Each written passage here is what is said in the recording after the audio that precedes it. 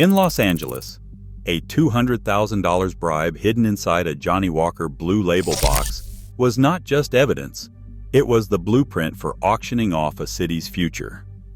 The real story behind the most corrupt politician in Los Angeles history begins with one committee chair, who, according to federal prosecutors, turned City Hall into a $1.5 million criminal enterprise. The true cost was luxury perched sky high, while thousands of people were pushed onto the streets below. But how did absolute power become a pipeline for underground money, and who really profited as the skyline rose? This is how one seat at the table rewrote the rules for everyone. Every high-rise that changed the Los Angeles skyline in the last decade passed through a single committee and one chair's hands. The Planning and Land Use Management Committee, known as PLUM, is where the city's biggest fortunes are made or broken. Developers with billion-dollar projects, from glass towers to luxury hotels, all face the same bottleneck, the committee agenda. The power to decide what gets heard, what gets delayed, and what disappears altogether rested with the chair. For nearly a decade, that chair was Jose Huizar. Official agendas from the city clerk's archive list. Huizar's name at the top, Chair Council Member Jose Huizar presiding. Each week, the fate of major developments appeared as line items. A single stroke could move a project forward or leave it stranded. The PLUM chair controlled the calendar, the order of business, and the last-minute amendments that could add millions in value or sink a proposal overnight. Developers understood that without the chair's sponsorship, a project might never see a vote. The mechanics were simple but absolute. Before any skyscraper could rise, it needed a hearing date. The chair alone decided when or if that date appeared. Amendments could be tacked on, quietly reducing affordable housing requirements or smoothing over union disputes. In some cases, controversial projects vanished from the agenda for months, only to reappear after concerns had been addressed behind closed doors. The city's official records show Huizar's signature on dozens of such maneuvers. This was not just bureaucracy, it was leverage. The chair's discretion meant developers had to play by a private set of rules. The PLUM Committee's public face was a series of hearings and roll call votes.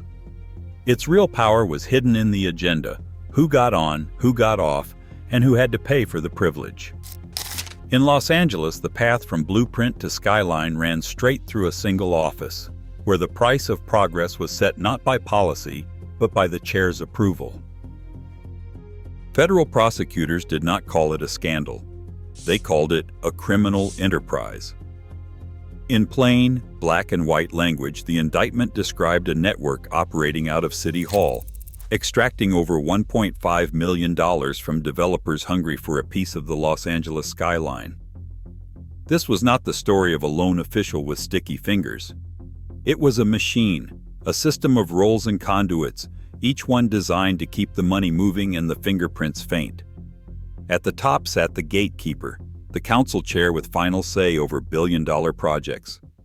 The operation was built to insulate and obscure. Lobbyists and political consultants served as brokers, arranging introductions and smoothing over concerns. Aides handled logistics, passing messages, coordinating meetings, and sometimes collecting envelopes.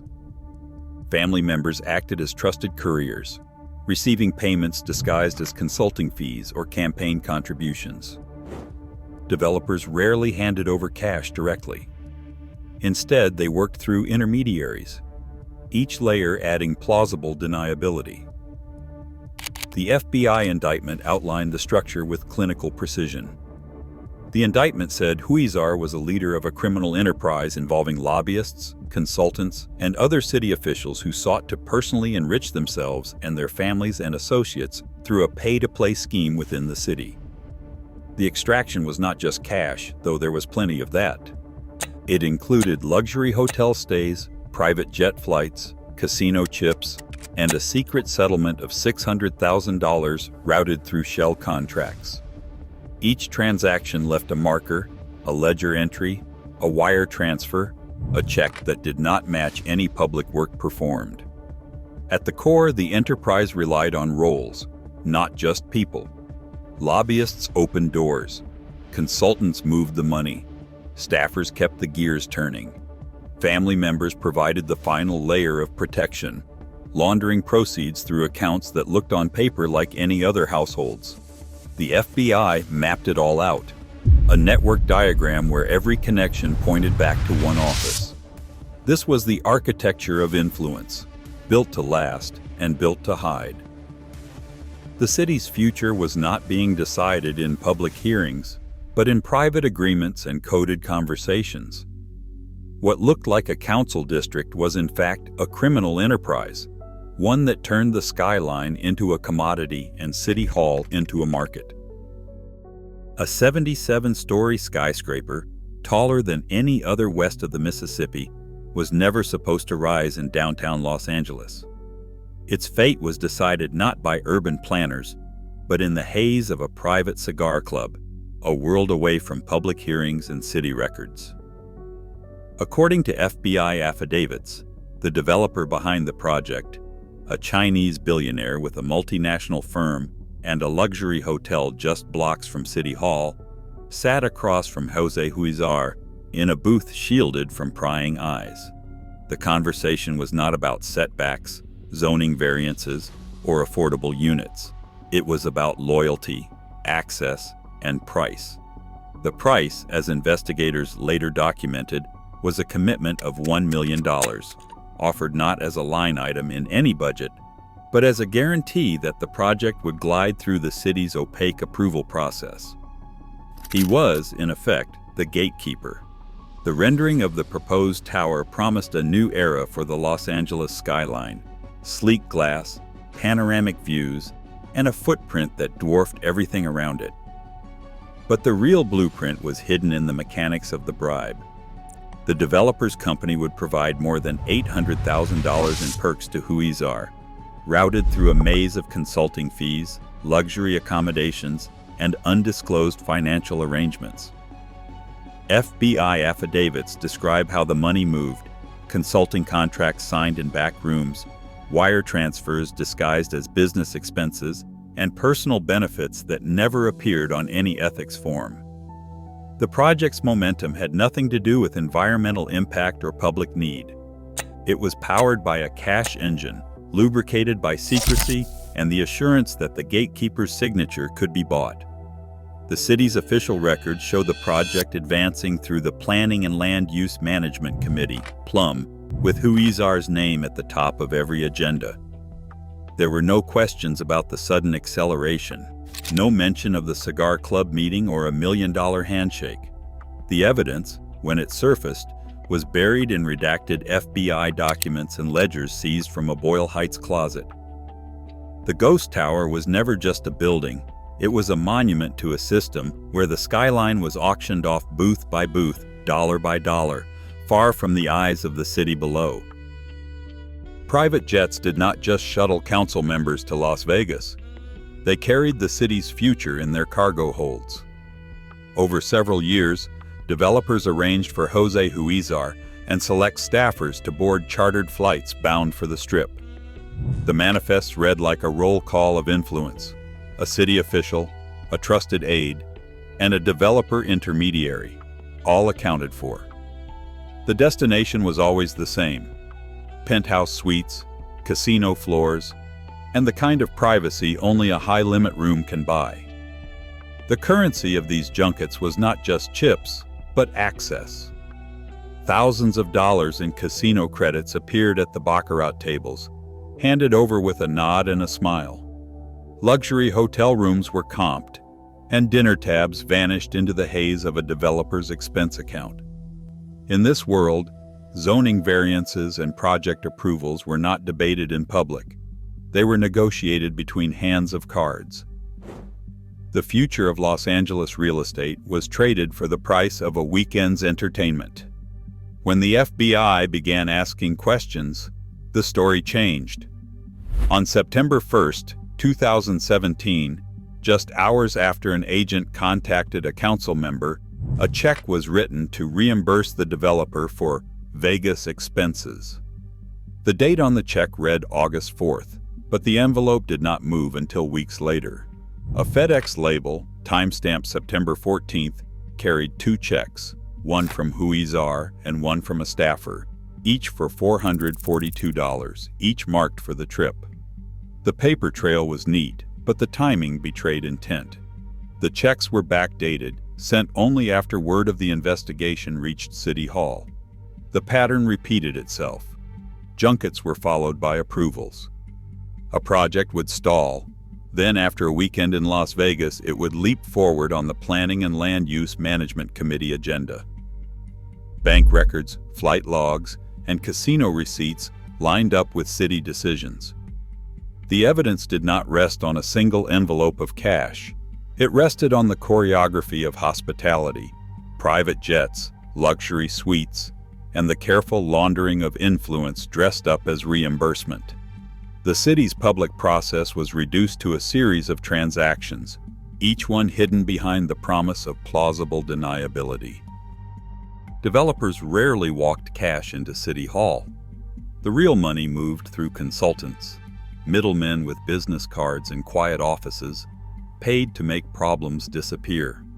The invoices looked routine, such as strategic advisory services, project facilitation, sometimes just a line item for consulting. The work product was invisible, and the deliverable was influence. Bank records seized by FBI agents mapped the route. A developer's check landed in a consultant's account. Days later, a withdrawal or a wire transfer headed to a shell company or to a family member. The names changed, but the pattern held. Each transaction added a layer of distance between the bribe and the vote. The most brazen example surfaced in the form of a $600,000 secret settlement. On paper, it was a legal agreement tied to a dispute with a developer. In reality, it was a payoff, routed through a consulting firm to mask its destination. The FBI found the supporting documents in the Boyle Heights raid, invoices, deposit slips, and withdrawal records that lined up with key project approvals. The money trail ran from a developer's account, through the consultant, and into an entity controlled by Huizar's circle. No legitimate services, no project reports, just a financial relay race, timed to the rhythm of PLUM votes. Among the evidence, one image stood out: a Johnny Walker Blue Label box, packed with $200,000 in cash, tagged and placed on the FBI evidence board. The whiskey box was not just a hiding place, it was a ledger, a physical reminder of how money changed hands without ever touching a bank. But most of the cash did not sit in closets. It moved through accounts, disguised as fees and settlements, always one step ahead of the paper trail.